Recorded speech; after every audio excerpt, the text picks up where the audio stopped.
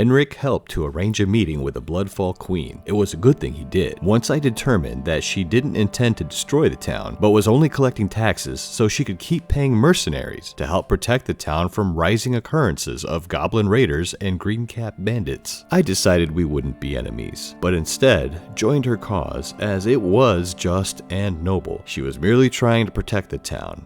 But it's definitely not how I would have done it if I was ruler. It made sense, but I couldn't expect an orc to think ahead and strategize like a Khajiit. No matter, she was an ally, and this was her home before me. She had a big stake in protecting these lands, so I played along with her ruse and acted as her subject to help execute her will. At least this way, I knew Saashi would be safe. There was much to do, and I definitely wasn't back to full strength. It would take some time and additional training to get back to where my fighting prowess was. Nora, the arena master, had asked me to partake in the arena games. I figured this would be a good way to get to know people, as well as sharpen my skills.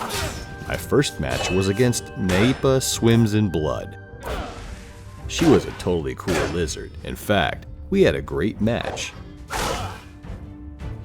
While it was close, my two-handed battle axe with puncturing was too much for her to handle. In the end, she was thankful for our fight since she learned much and wanted to talk more over drinks at Leah Jean's. Of course, I couldn't refuse. It continued on like this, basically helping out wherever I could.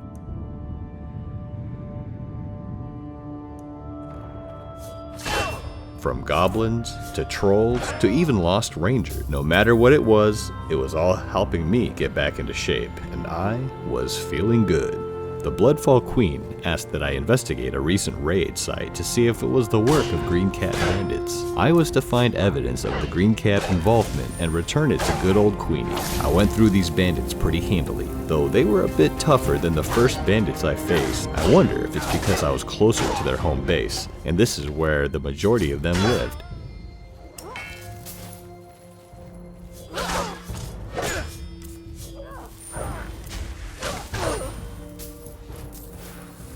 Even though these bandits had more skill, I was beginning to regain my own skills as well, and thus the fights were starting to feel way more natural.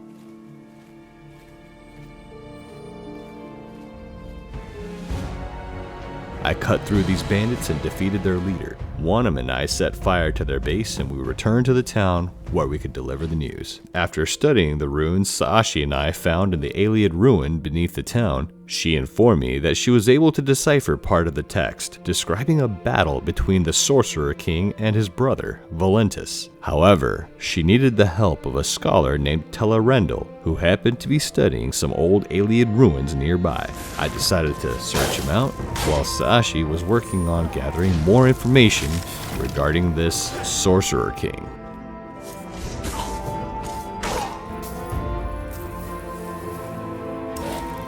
The ruins ran deep. I could smell the stench of the undead, but this was different. These were alien, not the usual dragger. I fought through the undead and reached Tellerendil, who quickly explained, "Thank you for rescuing me. Are you also a student of ancient history?" that the inscriptions on the stone tablet we recovered were various references to brutal rituals. As he was reading on, he mentioned the name of Selamaril, the Sorcerer King, his rise to power, the conquest of Tamriel, and his defeat by his brother Valentus, and how upon that defeat, his brother and his companions erased the name Selamaril from the records of history. I'm coming with you. This is a major discovery.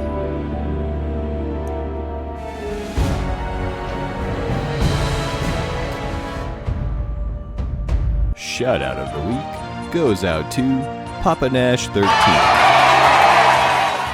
Thank you for subscribing and being a valued member of this community. Stay rad, my friend, and now you too have one more subscriber. You have returned, and with a translation of the runes, no less. Please allow Saashi a look.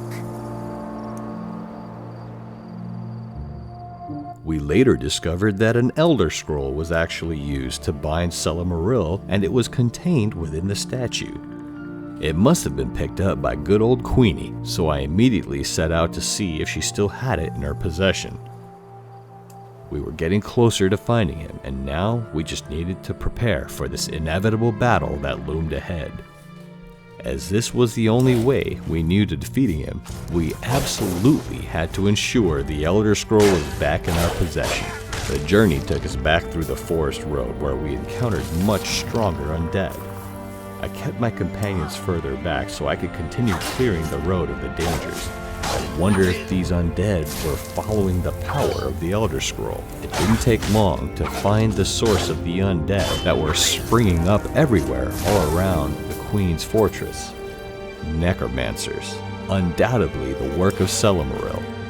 He was definitely building his army, and now we knew for sure that his forces were growing at an alarming pace. We couldn't tarry anymore, for time was running out. We got to Queenie just in time. The undead had her boxed in. Her loyal orcish warriors, as well as the few mercenaries she had left, were doing all they could to keep them from breaching the entrance. I quickly joined the fight and helped them eliminate the rest of the necromancers and the undead. She informed me that the Elder Scroll was stolen, and she was waiting for her mage to return to help her track it down. Saashi was devastated, but she knew that we could not give up. We still needed to perform additional reconnaissance to learn more about how we would bind the Sorcerer King once and for all. We returned to town only to learn from Tel'aran'rhial that the ancient ritual used to defeat Cyrodiil in the past required a crown and an incantation. While we didn't know much about the incantation, Saashi mentioned that she knew of another Khajiit that was a curator of sorts for mystical items such as this. Meeting this Khajiit would require me to venture even further into more dangerous territory. While I was becoming more confident as my combat skills returned, I still needed to acquire better gear to ensure my success. Since the town folks were still working on rebuilding, I really couldn't trouble them for better weapons and gear, but there were still plenty of quests to be found which would take me to other regions. Not quite as difficult, but yet would still give me a chance to find that gear I was looking for, and possibly more clues to defeating Cyrodiil. A man named Browse informed me of a gang of thieves that framed him and threatened to harm his family. This kind of extortion would not be tolerated. I went after the gang, hoping that they would listen to reason. After all, this battle we were fighting was turning into a war of the living versus the undead, and if it was possible to convince them that we should be on the same side, it would be worth the chance. Unfortunately, the gang and their leaders did not see it that way. I did my best to get them to listen, but the only way I could get them to understand was through the silence of death. It was tragic, but they could not be convinced. In this war with the undead, we needed all the living help we could get. As if things weren't bad enough, the Thalmor showed up looking for a fugitive blade. Henrik warned me they'd be asking about my past as well as his, so I best ensure they never found out that we were members of the Order of the Blades. Things were complicated enough currently, so he suggested I take them on a wild goose chase. I was happy to oblige. Although I was great friends with many members of the Aldmeri Dominion, there was something off about these Thalmor. No matter, at least they weren't undead. I figured we could use their alliance for now, but if anything happened and they discovered who Henrik and I really were, we would have to cut them down before they could notify more of their kind. I had to keep an eye out on them. To make things worse, these Thalmor were actually hunting down worshippers of Talos. I didn't know that freedom of religion was not a freedom exercised in these parts. It seemed that the Thalmor had banned the worship of the Nine Divines. This was indeed not ideal, and the fact that they wanted me to hunt down the other townsfolk made it clear that they were not destined to be an ally. Though they did mention the name of a man who could help us with information on the incantation, a man named Martin Gavinus.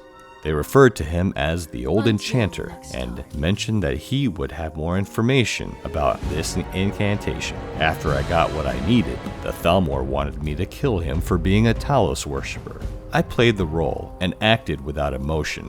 I couldn't show them what my real intentions were, just long enough for me to execute my full plan. For now, I continued to train, picked up more arena fights through Nora, and decided to try my hand at full-on ranked arena combat. The warriors I faced in the arena were among some of the toughest, yet most fun I've had in quite some time. There were fights lost and fights won, but by the end, the warrior spirit was well alive in many of these people who would soon become comrades, in a war to unite against the undead threat looming over all of Tamriel. I couldn't linger anymore, so I asked Saashi to keep working with Tel'aran'rhiod while I set out to find Martin Gavinus and a Khajiit named Mjada, a cousin of Saashi, which meant he was also my family. Wow, how great is this? To know that I have more family out there gave me inspiration and courage to keep working towards my goal. Silmaril had to be stopped at any cost.